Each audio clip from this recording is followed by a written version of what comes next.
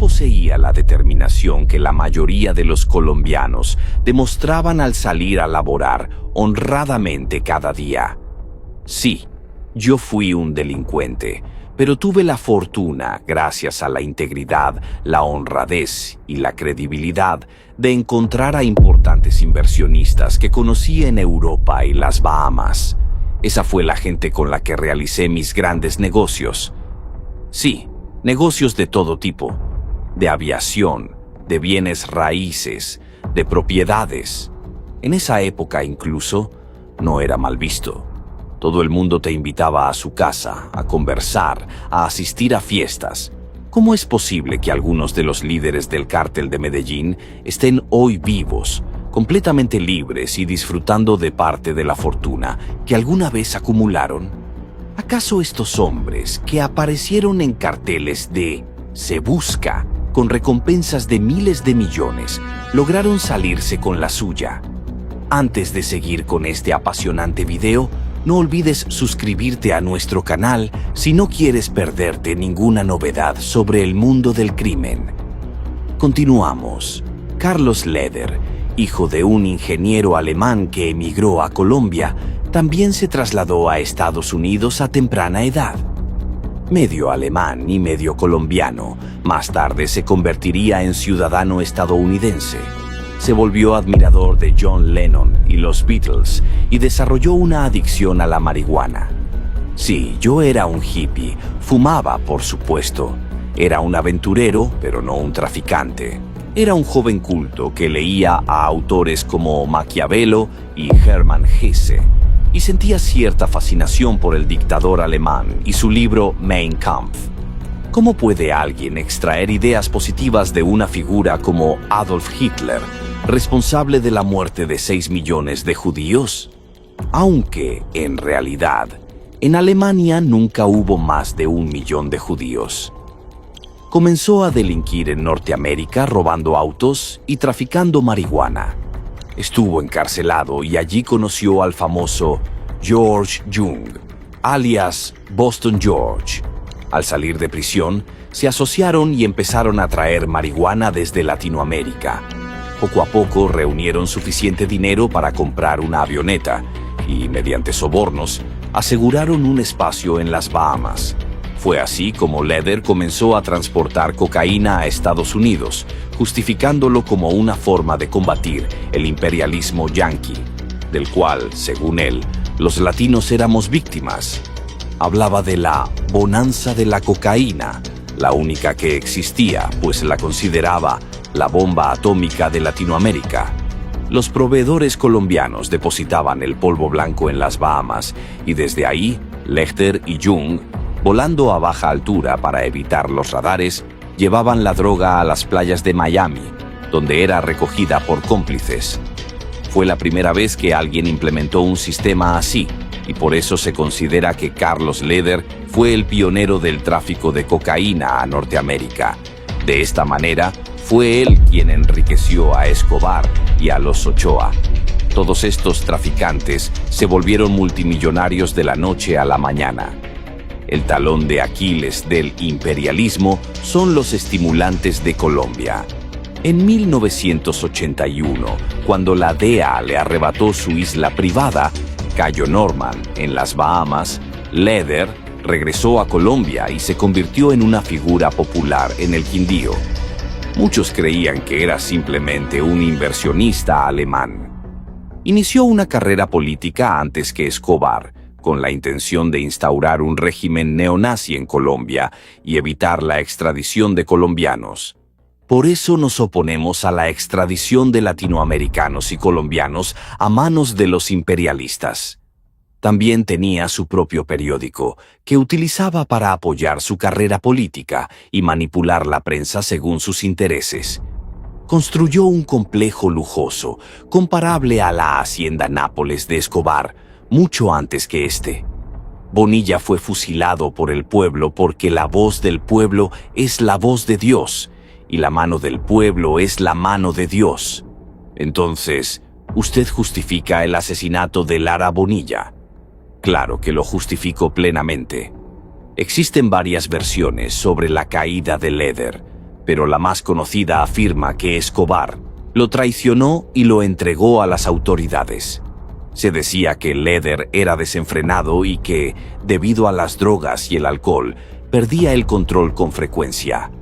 En un momento de intoxicación durante una supuesta fiesta del cártel, tuvo un altercado con uno de los hombres de Pablo y terminó asesinándolo a sangre fría. Esto preocupó a Escobar, pues si había sucedido con un sicario, podría repetirse con otro jefe. Bajo los efectos de las drogas, la razón se desvanecía. Escobar acordó con sus socios entregar a Leder a la justicia para darle un respiro al gobierno y aliviar la persecución. Cuando Leder fue capturado en una de sus fincas, se encontraba drogado y recién despertado de una fiesta del día anterior. Salió sonriente diciendo: «Soy Leder, no disparen», creyendo que se libraría rápidamente de la justicia colombiana, como era habitual. Sin embargo, esta vez el gobierno actuó con rapidez y realizó los trámites para extraditarlo de inmediato. Unas horas después de su captura, se informó que todo estaba en orden y que un avión de la DEA estaba en camino. Estados Unidos debía respetar los derechos humanos básicos de Leder, por lo que se le prohibió aplicar la pena de muerte. Fue sentenciado a cadena perpetua más 135 años, pero en 1992, tras colaborar con la justicia en el caso del dictador panameño Manuel Noriega, su pena se redujo a 55 años. Con la ayuda de su hija y tras algunos malentendidos con la corte estadounidense, Leder comenzó a solicitar más reducciones de pena.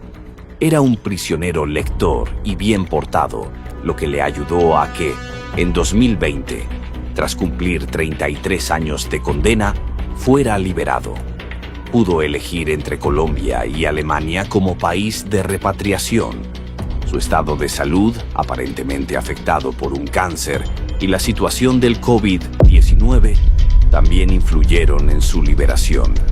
8 días después de cumplir su condena, Leder seguía detenido en un centro de inmigración, pero Alemania exigió su liberación inmediata para evitar que contrajera el virus.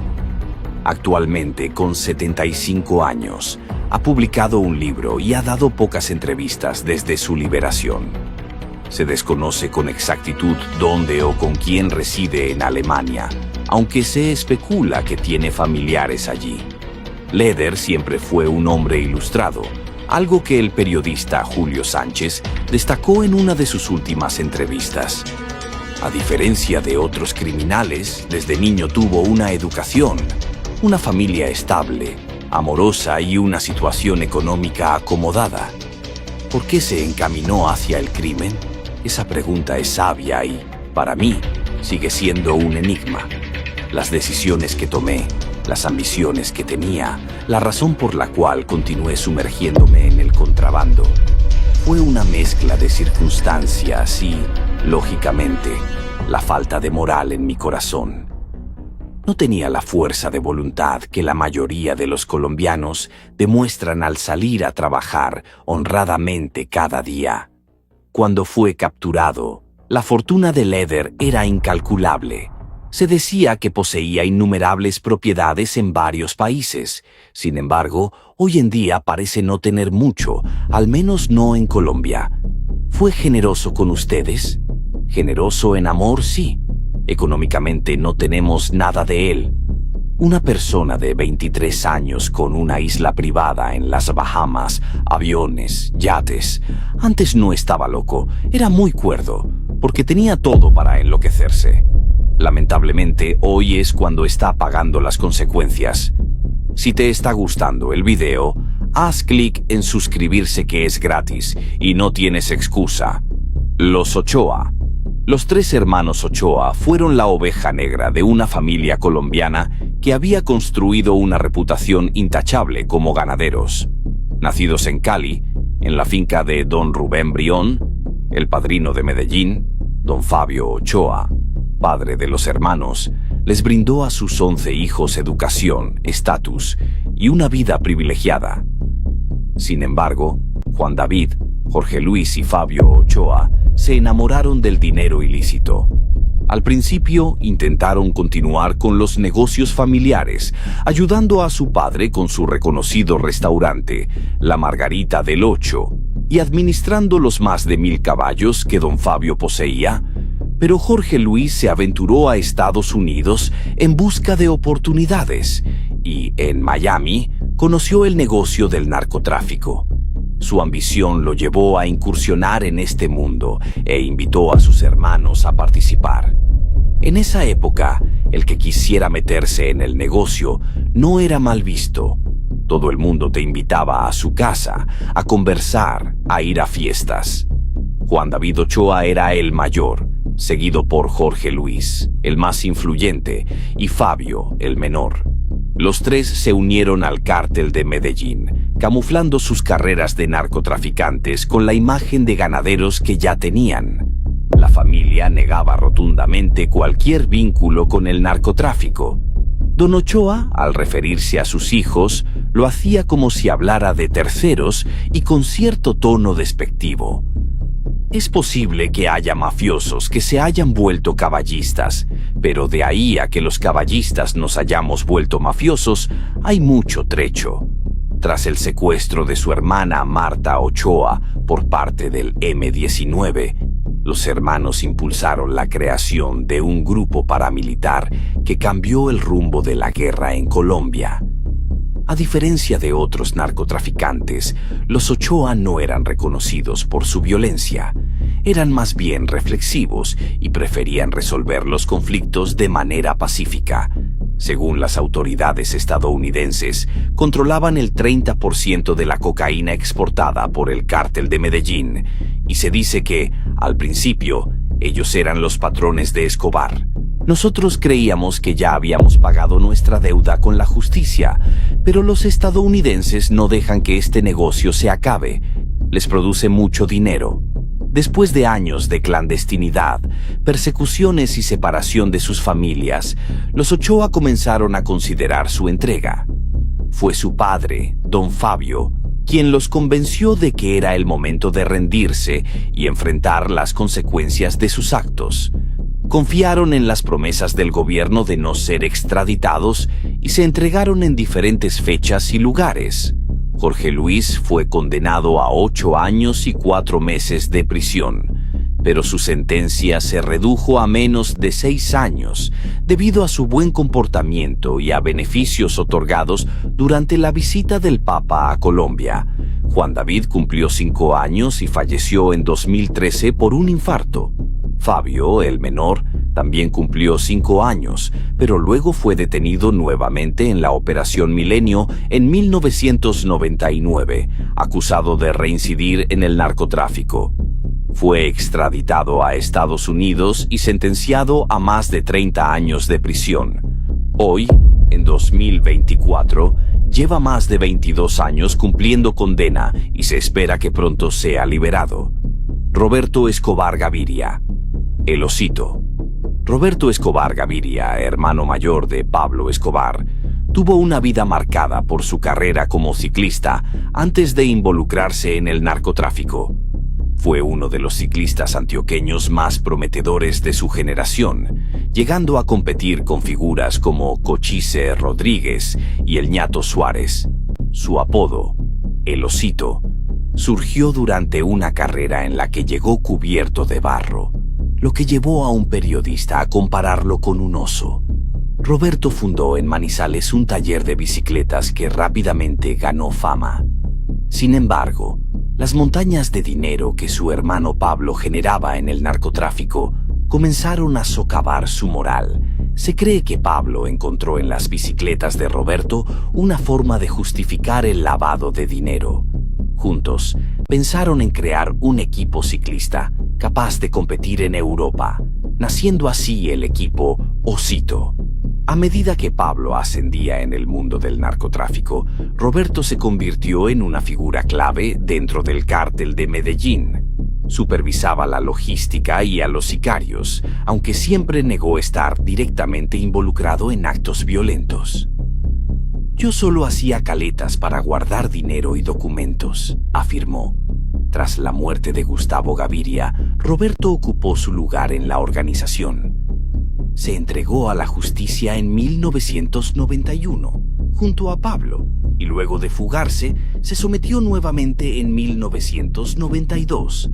En prisión, sufrió un atentado con una carta bomba que le causó la pérdida parcial de la vista y la audición.